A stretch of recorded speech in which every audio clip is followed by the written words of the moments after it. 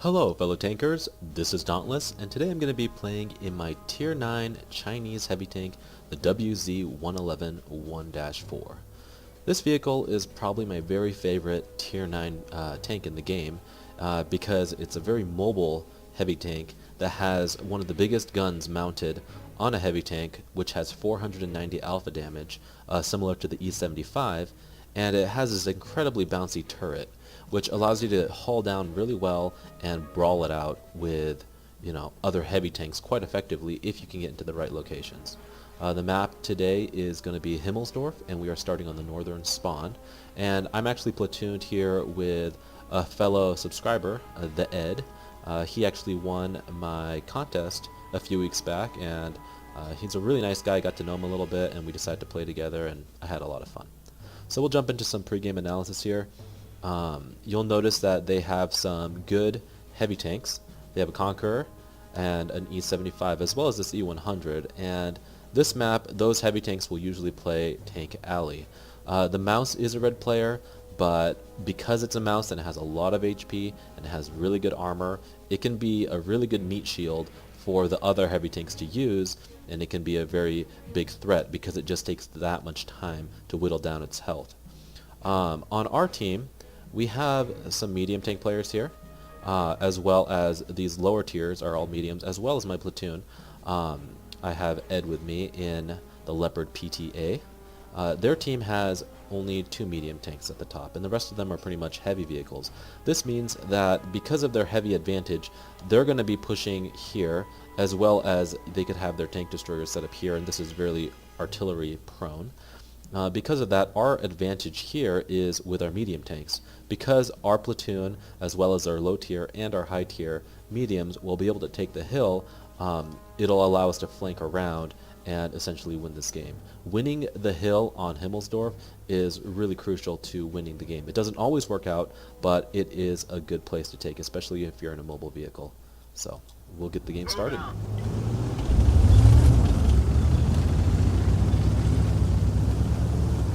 And you'll see here that the WZ-111 has a pretty powerful engine that allows it to get up to speed quite fast. It doesn't do that well going up hills, but in situations when it's just rolling on flat ground, it can really get from point A to point B quite well. And it allows you to play more aggressively on a medium tank flank. It doesn't really do well when you're brawling head-to-head with other heavy tanks, unless you're hull down. But if you get into a situation where you're shooting at other medium tank players, you can really put the hurt in, where most medium tanks have low alpha, like 320 damage. If you can trade 320 alpha with 490, you'll do a great job at trading. So I'm pushing up the hill here. This IS-7 is driving to the side, so I kind of push him over a little bit and try to see if you can get him to turn. Not the most, it's kind of a rude thing for me to do, but I was trying to get him to turn away so I didn't end up pushing into the back of the grill. It is more advantageous when you're pushing the hill to push up where this KR is, just because there's less opportunity for the enemies to shoot you. So right here, I make a decision. You see that the E-75 and the Conqueror are pushing extremely aggressively through Tank Alley. We ended up having nothing defending it. I was expecting our IS-7, or at least our JPEG, to defend that, but they didn't. And I made a little bit of a misplay here. I thought this grill was going to keep going, but he totally didn't. And the second I hit him, he started backing into me so I couldn't get out of his way. I apologize for ramming you, grill. It wasn't my intention.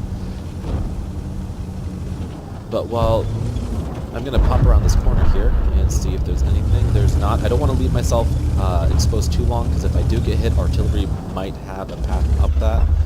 And this is where the WZ shines. Well, most Chinese tanks shine. Look at that roll, 585 damage to the side of that E-75. And I'm in a hull down position, meaning that he is going to have a very difficult time hitting me. From this position, they're able to see very little of my tank. Nice shot into that 1-2-1. And I'm going to be playing quite defensively here. I know the hill is doing okay. They didn't push very high on, they didn't push very hard on the hill, and they have quite a few heavy tanks pushing up.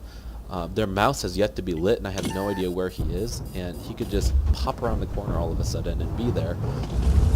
So I'm going to hang back here and see what I can see. This low pushes up, but again, I don't want to pop out too much because I don't want to expose my weak side armor. My ammo rack is located at the side of this tank, and any shot into the side, right underneath the gun, will usually take out your ammo rack. So I'm playing, just kind of taunting him here, seeing if he'll push up and let me put a shot to the side.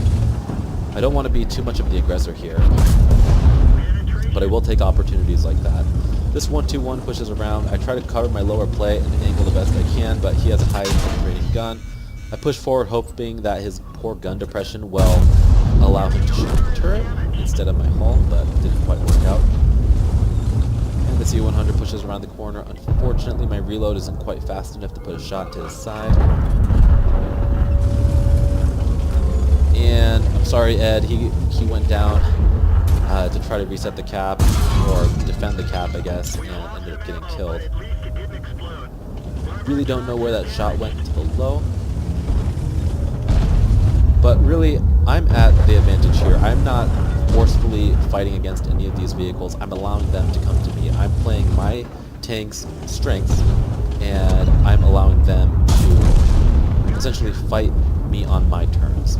That low could have put a few shots into me if I continuously pushed forward, but he had the pressure put on him by this lightweight that was pushing up behind him, and he was forced to come up and engage me, and that led to his demise. He was only able to put one shot into me, while I was able to put two into him. So I come around this corner, I see the Conqueror, put one shot to his side, and I decide it's good to push up here because these two tanks are in a situation where they're engaging the lightweight and they're distracted. The mouse and the grill are pushing our JPEG, and honestly I can't deal with that right now, but it's good to try to take out as many one-shot tanks as possible. And I realized that the Conqueror, I was going to take him out, but it's just not worth going over there to try to deal with him, because I know our T-52 will most likely finish him off. I need to get over here and defend the base, because this mouse and this grill are going to be pushing around into our cap any moment now. And while we do have superior numbers, they have the mouse, which still I think has quite a bit of HP left, as well as the grill. I think the grill is still full life as well. And I really don't want to trust our players, because in a situation like this, it's very common for them to get greedy and push out one by one, just trying to get that kill or the extra damage. And it's just very important in these situations to play really defensively if you know you have to. So nice shot to the lower plate of the low there, rolling for pretty much average damage. I wiggle around just because there's a chance to get penned at the top of my turret. Kind of a bad shot. I think if I had let it just a little bit, I would have had a better chance of penning his turret, but he did angle well. So the second the mouse dies, oh, that already almost got me. I noticed that they're all quite isolated in that area, and I'm starting to think, okay, I need to kill that grill. You see me switch to HE here because I feel like he might potentially push, and then I notice that our grill is pushing up quite aggressively, and I decide to assist him. He can't shoot, the grill has like a 15-16 second reload, and he can't shoot both of us at the same time. So if this grill pushes forward and takes a hit, that means I'll be able to put one in for free. So there he goes, the grill got hit by the other grill, and I'm going to pop around here with HE and see what I can do. I know he's still reloading, so I can take my time and aim. I'm in no real big rush. 577, nice juicy roll there, and I knew that if I backed up enough, that grill would not be able to attack me because our grill had my back there. And even then, I could have probably tanked a hit just because I do have 897 left, and the average roll on the grill, or all 155 caliber cannons, are 750. So I have HE loaded again for this WT here, and I know I can take the hit, so I come across really aggressive, take my time in the game, 670 damage. That is a massive roll. And you might think it's really huge, but actually the average damage on this gun with HE is 640. That's pretty incredible. And the last tank is killed. So that was a really quick game. You just know, the reason I wanted to show you guys this replay was it's okay to change flanks if you feel like you really have to. You saw me push initially up on the hill, and you know, a lot of tanks, once they take that time to get up on the hill, you know, they'll fight up here, they'll snipe down here, and they're like, yeah, whatever, base will take care of itself, I'll go back if we're gonna lose. But immediately, the second I got up here and I noticed they were pushing, I turned around and came down and faced it. And if I wasn't there, there's a good chance that those tanks could have pushed up, killed these guys, and then we would have been trapped up on the hill. Again, not saying that I was the reason we won this game, but I was able to get 4,500 damage, and I was able to hold the mouse from pushing. I was able to hold the low, the 121, the E75 from pushing the hill or getting onto our cap. Tanks can get into that position right here on A6 and kind of hide behind this building, and when they start capping, you're forced to expose yourself by coming down here to reset. And if they have any tank destroyers or anything hiding here, or even down here, they can shoot up at you, and it could potentially lead to a loss.